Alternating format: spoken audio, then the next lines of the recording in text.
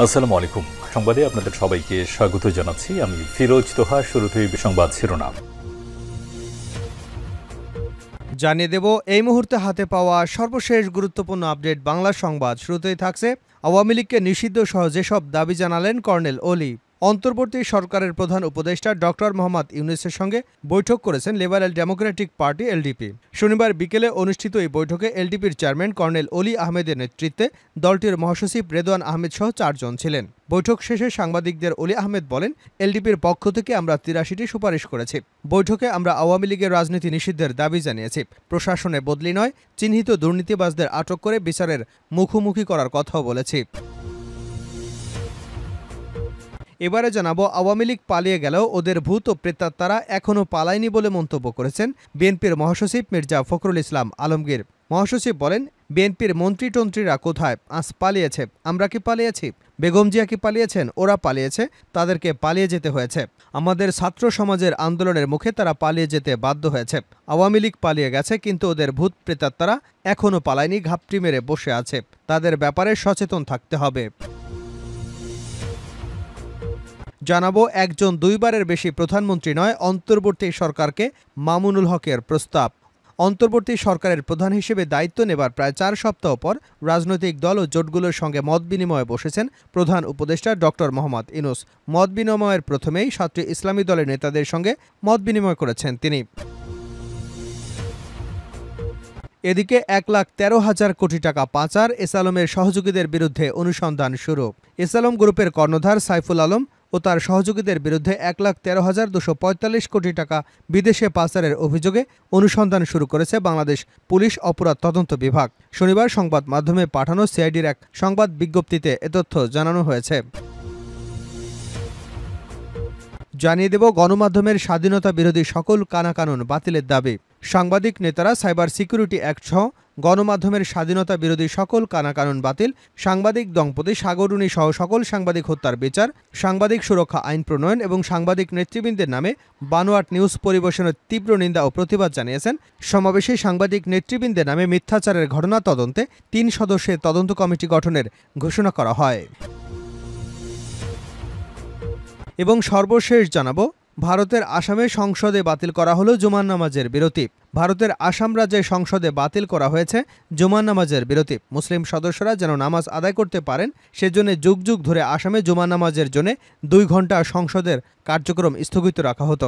তবে আজ শুক্রবার প্রথম এই সংসদের রুলস কমিটি একটি প্রস্তাব গ্রহণ করে। এতে বলা হয়, শুক্রবারের অধিবেশনও অন্য দিনের মতোই হবে, অর্থাৎ শুক্রবার যে নামাজের 2 ঘণ্টা বিরতি দেওয়া হতো সেটা বাতিল করা হলো। প্রিয় দর্শক, ভারতের এমন আইন সম্পর্কে আপনি আপনার মূল্যবান মতামতটি কমেন্ট বক্সে জানাতে ভুলবেন না। এতক্ষণ শিরোনাম শুনছিলেন, এবার বিস্তারিত। দর্শক, আপনি যদি এই চ্যানেলে নতুন হয়ে থাকেন, ভিডিওটি দেখতে দেখতে চ্যানেলটি সাবস্ক্রাইব করে আমাদের সঙ্গে থাকুন। আর এই ভিডিও সম্পর্কে আপনি আপনার মূল্যবান মতামতটি কমেন্ট বক্সে জানিয়ে দিন। আর হ্যাঁ প্রিয় দর্শক, জানিয়ে দিন ভিডিওটি কোথা থেকে দেখছেন। আওয়ামী লীগকে নিষিদ্ধ সহ যেসব দাবি জানালেন কর্নেল ওলি। অন্তর্বর্তী সরকারের প্রধান উপদেষ্টা ডক্টর মোহাম্মদ ইউনূসের সঙ্গে বৈঠক করেছে লিবারেল ডেমোক্রেটিক পার্টি এলডিপি। শনিবার 31 আগস্ট বিকেলে অনুষ্ঠিত এই বৈঠকে এলডিপির চেয়ারম্যান কর্নেল অবসরপ্রাপ্ত ওলি আহমেদের নেতৃত্বে দলটির মহাসচিব রেদওয়ান আহমেদ সহ 4 জন ছিলেন। বৈঠক শেষে সাংবাদিকদের কর্নেল ওলি আহমেদ বলেন, এলডিপির পক্ষ থেকে আমরা ৮৩টি সুপারিশ করেছি। সুপারিশগুলো ব্যক্তিগত সুবিধা, দলীয় উপকার এবং রাজনৈতিক ফয়দার জন্য নয়। তিনি বলেন, বৈঠকে আমরা আওয়ামী লীগের রাজনীতি নিষিদ্ধের দাবি জানিয়েছি। প্রশাসনে বদলি নয়, চিহ্নিত দুর্নীতিবাজদেরকে আটক করে বিচারের মুখোমুখি করার কথাও বলেছি। এলডিপির চেয়ারম্যান বলেন, পর্যায়ক্রমে ইউনিয়ন পরিষদ, উপজেলা পরিষদ, জেলা পরিষদ, সংসদ নির্বাচন এগুলোর একটা সম্ভাব্য তারিখ ঘোষণার কথা বলেছি। তবে সংস্কারের আগে নির্বাচন বাঞ্ছনীয় নয়। ওলি আহমেদ বলেন, স্বৈরাচারী সরকারের সময় জনগণের মানবাধিকার ছিল না, স্বাধীনতা ছিল না, কিন্তু ষড়যন্ত্রকারীরা এখনও ষড়যন্ত্র করে যাচ্ছে। যারা দোষী তাদের বিরুদ্ধে কঠোর ব্যবস্থা নেওয়া হবে, শাস্তি দিতে হবে। আওয়ামী লীগের ভূত প্রেতাত্মারা এখনও পালায়নি, মির্জা ফখরুল।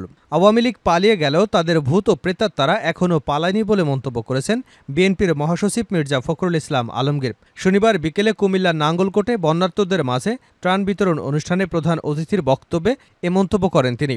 বিএনপি মহাসচিব বলেন, হাসিনার মন্ত্রী-টন্ত্রীরা কোথায়? ওরা আজ পালিয়েছে। আমরা কি পালিয়েছি? বেগম জিয়া কি পালিয়েছেন? ওরা পালিয়েছে, ওদেরকে পালিয়ে যেতে হয়েছে। কেন?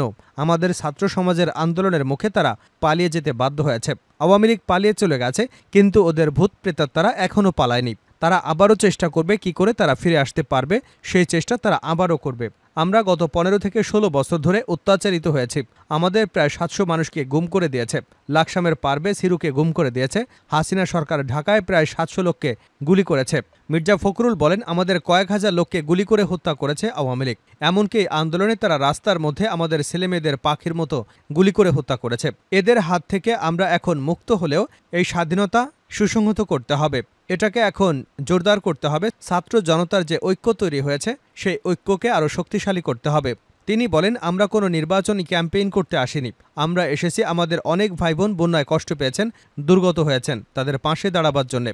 বেগম খালেদা জিয়া এবং তারেক রহমানের নির্দেশে আমরা এখানে এসেছি। আজকে আমরা কোনো নির্বাচনের কথা বলবো না, আমরা বাংলাদেশের কথা বলতে চাই।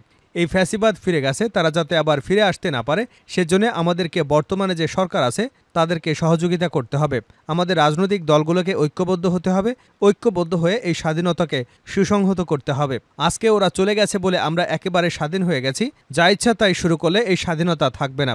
ওরা আবার ফিরে আসবে, আমাদের উপর জুলুম নির্যাতন শুরু করবে।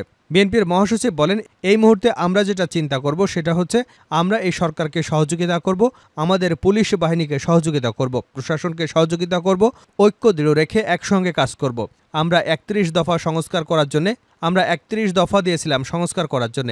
এখন যে রাষ্ট্র ব্যবস্থা আছে সেভাবে রাষ্ট্র চলতে পারে না।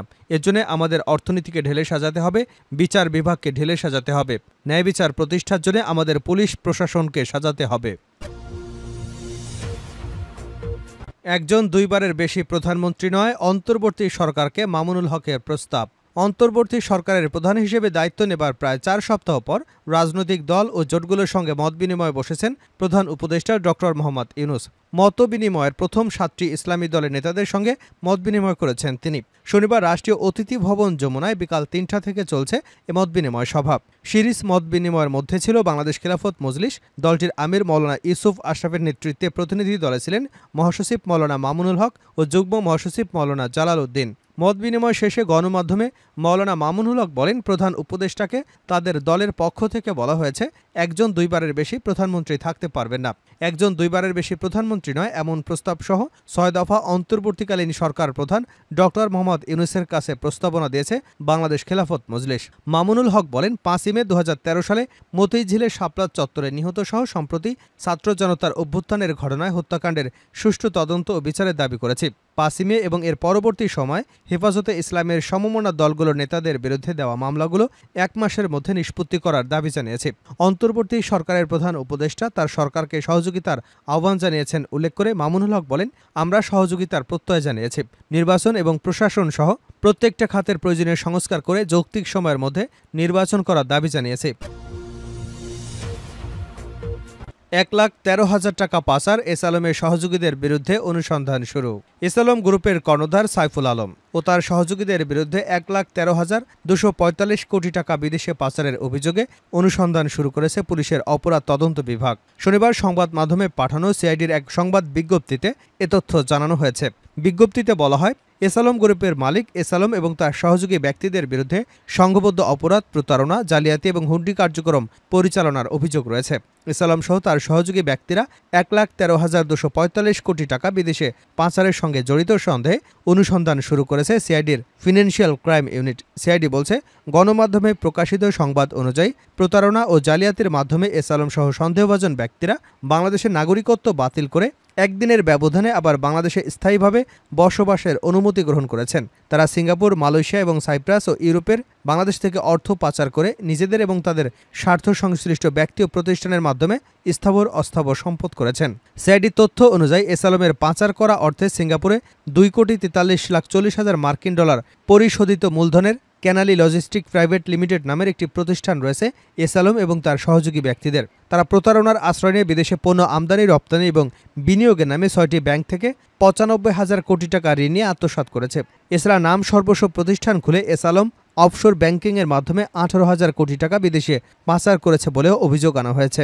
সিআইডি বলছে, এস আলম, তার স্ত্রী ফারজানা পারভিন, ছেলে আহসানুল আলম, আশরাফুল আলম সহ তাদের স্বার্থ সংশ্লিষ্ট অন্য ব্যক্তিদের মাধ্যমে মানি লন্ডারিং অপরাধ করেছেন তারা। সর্বশেষ জানাবো, ভারতের আসামে সংসদে বাতিল করা হলো জুমার নামাজের বিরতি। ভারতের আসাম রাজ্যে সংসদে বাতিল করা হয়েছে জুমার নামাজের বিরতি। মুসলিম সাংসদরা যেন নামাজ আদায় করতে পারেন সেজন্য যুগ যুগ ধরে আসামে জুমার নামাজের জন্য 2 ঘন্টা সংসদের কার্যক্রম স্থগিত রাখা হতো। তবে আজ শুক্রবার সংসদের রুলস কমিটি একটি প্রস্তাব গ্রহণ করে। এতে বলা হয়, শুক্রবারের অধিবেশনেও অন্য দিনের মতো হবে। এ ব্যাপারে এক বিবৃতিতে রুলস কমিটি বলেছে, সৃষ্টির পর থেকে আসামের আইনসভার কার্যক্রম শুক্রবার সকাল 11টা থেকে 2 ঘন্টার জন্য স্থগিত করা হতো। এরপর মধ্যাহ্নভোজ এবং মুসলিম সাংসদরা ফিরে আসার পর অধিবেশন আবার শুরু হতো।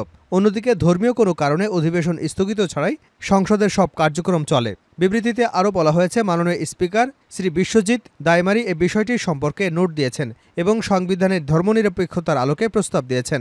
অন্য দিনের মতো শুক্রবারও মুসলিম সাংসদদের নামাজের বিরতি না দিয়ে আসামের আইনসভার কার্যক্রম চলবে। সংসদে জুমা নামাজের বিরতি বাতিল করার পর এ নিয়ে একটি পোস্ট করেছেন আসামের মুখ্যমন্ত্রী হিমন্ত বিশ্ব শর্মা। এতে তিনি লিখেছেন, 2 ঘন্টা জুমা নামাজের বিরতি বাদ দিয়ে আসামের আইনসভা নিজেদের কর্মকাণ্ডের উপর গুরুত্ব দিয়েছে এবং উপনিবেশিক আমলের আরেকটি নিদর্শন ঝেড়ে ফেলেছে। সংসদে নামাজের সময় দেওয়ার বিষয়টি 1937 সালে এনেছিল মুসলিম লীগ নেতা সৈয়দ সাদুল্লাহ। আসামের বিরোধী দল এমন সিদ্ধান্তের বিরোধিতা জানিয়েছে। তারা বলেছে, এটি মুসলিমদের অনুভূতিতে আঘাত হানবে।